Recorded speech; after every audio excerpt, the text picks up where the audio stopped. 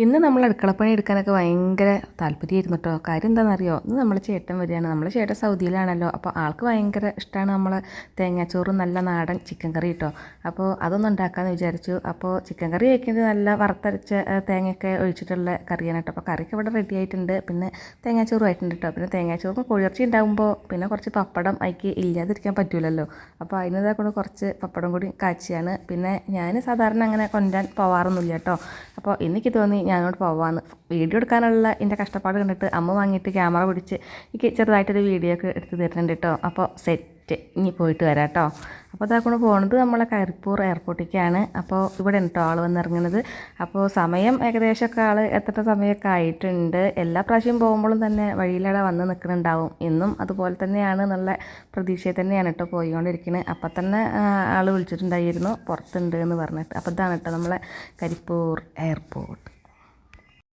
അപ്പോൾ അത് ആ വണ്ടിയിൽ നിന്ന് ഇറങ്ങുന്നതിന് മുമ്പ് തന്നെ നമ്മളെ ചെങ്ങൈനെ കണ്ടിട്ടോ. എന്താണെന്നുണ്ടെങ്കിൽ നമ്മൾ അവിടെ പോയിട്ട് ആ ഒരു കാത്തിരിപ്പിൻ്റെ സുഖം ഉണ്ടല്ലോ, അതെന്തായാലും ഈ വണ്ടിയിൽ നിന്ന് കാണുമ്പോൾ ഇല്ലയെന്ന് മനസ്സിലായി കേട്ടോ. അപ്പോൾ അതൊക്കെ നമ്മളെ ആളിവിടെ അടുത്തെത്തിയിട്ടുണ്ട്. ഭയങ്കര സന്തോഷം കേട്ടോ കണ്ട പാടെ. അപ്പോൾ നമ്മളെ ചിന്നിട്ട് ഭയങ്കര ഹാപ്പിയിലും തന്നെയാണ് കേട്ടോ. പിന്നെ എയർപോർട്ടിലൊക്കെ സാധാരണ കാണുന്ന കാഴ്ച ഫ്ലവർ ബൊക്കൊക്കെ കൈമാറുന്നതും കാര്യങ്ങളൊക്കെ അല്ലേ, അതൊന്നും നമ്മളെ കാര്യത്തിൽ നിങ്ങൾ വിചാരിക്കേണ്ട കേട്ടോ. അപ്പോൾ ആൾ നമ്മുടെ ബാഗിൽ നിന്ന് കുറച്ച് നല്ല ചോക്ലേറ്റ് എടുത്ത് തന്നിട്ടുണ്ട് കേട്ടോ. നല്ല അടിപൊളി ചോക്ലേറ്റ്. ഫ്ലവർ മണത്ത് ആസ്വദിക്കുന്നുണ്ടെങ്കിലും ചോക്ലേറ്റ് കഴിച്ച് ആസ്വദിക്കുക അല്ലേ.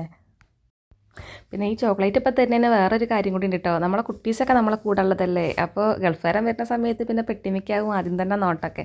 അപ്പോൾ വീട്ടിലെത്താനുള്ള ക്ഷമയൊന്നും ഇവർക്ക് ഉണ്ടാവില്ല കേട്ടോ. അപ്പോൾ എന്ത് ചെയ്യും, ബാഗിൻ്റെ പുറത്ത് കുറച്ച് മുട്ടായി കരുതും ഇവർക്ക് വന്ന പാടെ കൊടുക്കാൻ വേണ്ടിയിട്ട്. അതാണ് കേട്ടോ ഇങ്ങനെ ചെയ്യുന്നത്. അപ്പോൾ നമ്മളെ റിച്ചുമോൻ ഇതാക്കണം. റിച്ചുമോനും ഒരു അമ്മയൊക്കെ ഉണ്ടായിട്ടുണ്ടായിരുന്നു. അപ്പോൾ ഓനൊക്കെ ഇതാക്കണ വലിയച്ഛൻ്റെ ഒക്കത്ത് കയറി ഇരുന്നിട്ടുണ്ട് കേട്ടോ.